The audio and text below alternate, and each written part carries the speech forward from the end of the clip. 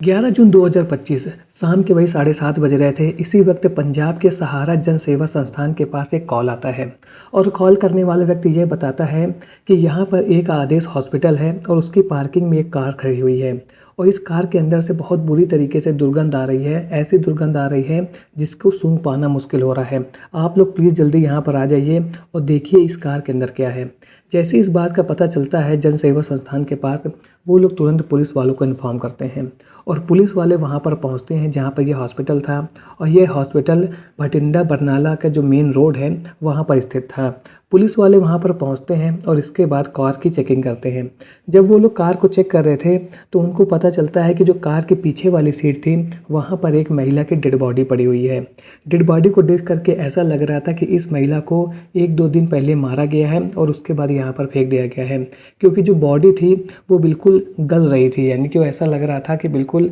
Decompose हो रही थी वो डेड बॉडी। और इसको देखने के बाद पुलिस वाले बॉडी के आसपास चेकिंग करते हैं। चेकिंग करते समय उनको पास में एक बैग मिलता है और इसके अलावा कुछ खास नहीं मिलता है। लेकिन पुलिस वालों को इस बॉडी की शिनाख्त करने में, पता करने में कि यह बॉडी किसकी है, ज़्यादा समय नहीं लगा, क्योंकि यह बॉडी किसी आम व्यक्ति की नहीं बल्कि पंजाब की एक फेमस सोशल मीडिया इन्फ्लुएंसर कंचन कुमारी उर्फ कमल कौर भाभी की थी। अब पुलिस वालों के लिए ये बहुत ही चैलेंजिंग टास्क था कि कमल कौर भाभी जैसी एक फेमस सोशल मीडिया इन्फ्लुएंसर की इतनी बुरी तरीके से निर्मम हत्या किसने करी है और इसके बाद यहाँ पर ला करके एक कार के अंदर रख करके फेंक दिया है। तो जानेंगे सब कुछ आगे इस वीडियो में कि सोशल मीडिया इन्फ्लुएंसर जो कि बहुत ज़्यादा फेमस थे यूथ के बीच में, कमल कौर भाभी उर्फ कंचन कुमारी की हत्या किसने की थी और इस हत्या के पीछे का मोटो क्या था। तो जानेंगे सब कुछ आगे इस वीडियो में, लेकिन इससे पहले आप वीडियो को लाइक और चैनल को सब्सक्राइब जरूर कर लीजिए, क्योंकि ऐसे इंटरेस्टिंग वीडियो मैं आप लोगों के लिए हर रोज़ लेकर के आता हूं। तो चलिए वीडियो को शुरू करते हैं विस्तार से।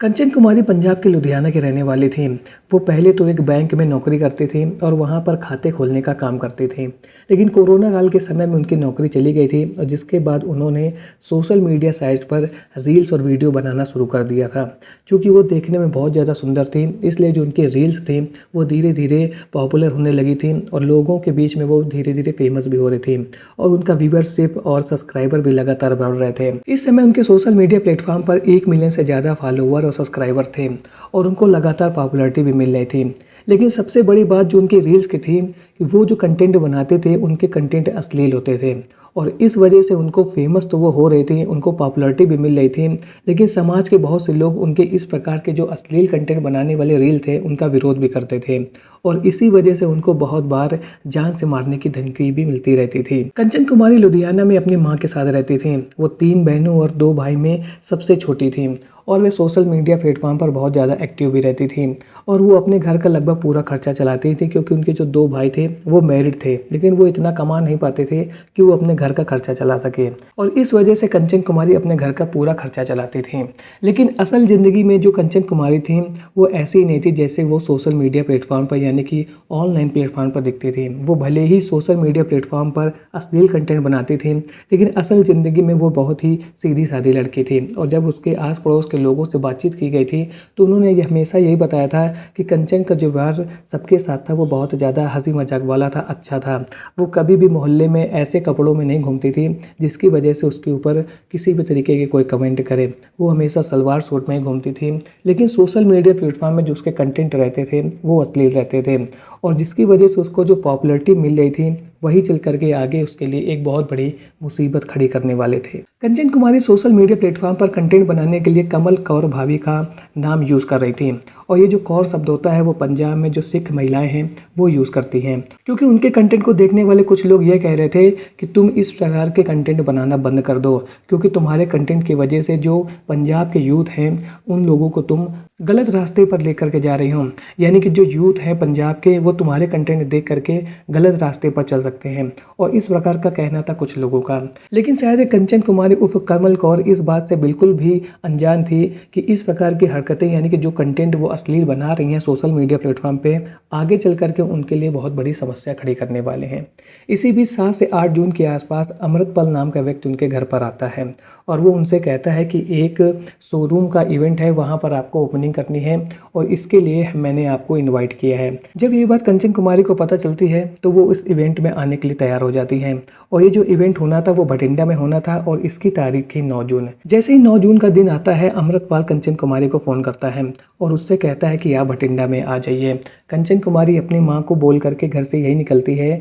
कि वह एक शोरूम के इवेंट्स में जा रही है, अपना काम ख़त्म करके वो जल्द ही घर वापस आ जाएगी और इस प्रकार का मैसेज दे करके वो अपने घर से चली जाती है। अमृतपाल ने कंचन कुमारी उर्फ कमल कौर भाभी को यह बताया था कि मेरे 2 साथी आपको रास्ते में मिलेंगे जो अपनी स्कॉर्पियो कार से आ रहे हैं। वो लोग तुमको इवेंट्स वाली जगह पर ले करके आ जाएंगे, इसलिए आप उनके साथ ही आ जाइएगा। जब ये बात उसको पता चलती है तो वो बोलती ठीक है और वो रास्ते में उन 2 व्यक्तियों का वेट करती है जो लोग उसको इवेंट्स वाली जगह पर ले जाने के लिए। जैसे ये 2 लोग कंचन कुमारी के कार के पास पहुंचते हैं, कंचन कुमारी इनको फॉलो करना शुरू कर देती हैं और इसके बाद ये 2 लोग कहते हैं कि हमारी कार में कुछ प्रॉब्लम आ गई है, इसलिए हम लोग गैराज में जा रहे हैं, आप प्लीज़ हमारे साथ आ जाइए और जैसे ही हमारी गाड़ी ठीक हो जाएगी हम आपके साथ चल जाएंगे। अब कंचन कुमारी इन लोगों के प्लान को बिल्कुल समझ में नहीं पाती है और वो इनको फॉलो करते हुए गैराज में पहुंच जाती है और जैसे ही वो गैराज में पहुंचती है, ये दोनों युवक कार से निकलते हैं और कंचन कुमारी की कार में ही उसकी गला दाब करके हत्या कर देते हैं और इसके बाद उसको उसी की कार में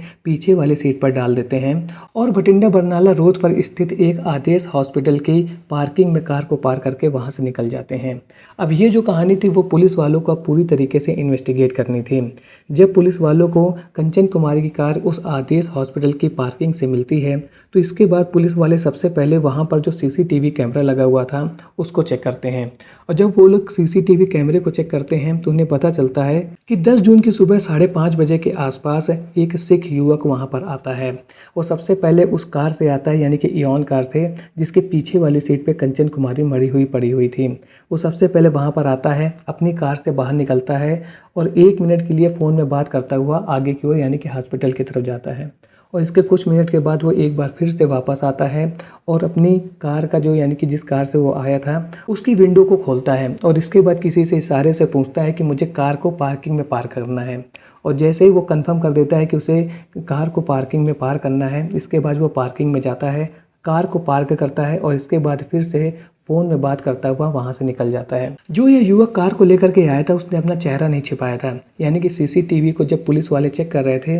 तो उन लोगों ने इस व्यक्ति के चेहरे को देख लिया था और उसके बाद उनको ये कंफर्म हो गया था कि यदि ये व्यक्ति मिल जाएगा और इसकी गिरफ्तारी हो जाएगी तो कमल कौर के पीछे यानी कि उसको मारने के पीछे की जो पूरी कहानी है वो तुरंत सभी लोगों के सामने आ जाएगी और इसके बाद पुलिस वाले इस व्यक्ति को ढूंढना शुरू कर देते हैं। पुलिस वाले कमल कौर उर्फ कंचन कुमारी के हत्यारों को ढूंढने के लिए अपनी टीम बनाते हैं और अपने खुफिया तंत्र को भी एक्टिव कर देते हैं और उनकी ये जो मेहनत थी वो कामयाब हो जाती है और वे 2 लोगों को भटिंडा से गिरफ्तार करते हैं। पुलिस वाले इन दोनों गिरफ्तार किए गए युवक को थाने में लेकर के आते हैं और इसके बाद इनसे पूछताछ करते हैं कि तुमने किस वजह से कमल कौर की हत्या की है। तो पुलिस वालों को ये व्यक्ति बताते हैं कि हम लोगों ने ये हत्या अमृतपाल के कहने पर की है और कमल कौर को मारने के पीछे का कारण यही है कि हम लोग लगातार उसको समझा रहे थे कि तुम सोशल मीडिया प्लेटफॉर्म पर ऐसी अश्लील कंटेंट मत डालो। कमल कौर उर्फ कंचन कुमारी सिख महिलाओं के द्वारा जो कौर शब्द यूज़ किया जा रहा है उसको अपने नाम के साथ यूज़ कर रही थी और वो जो सोशल मीडिया पर कंटेंट बना रही थी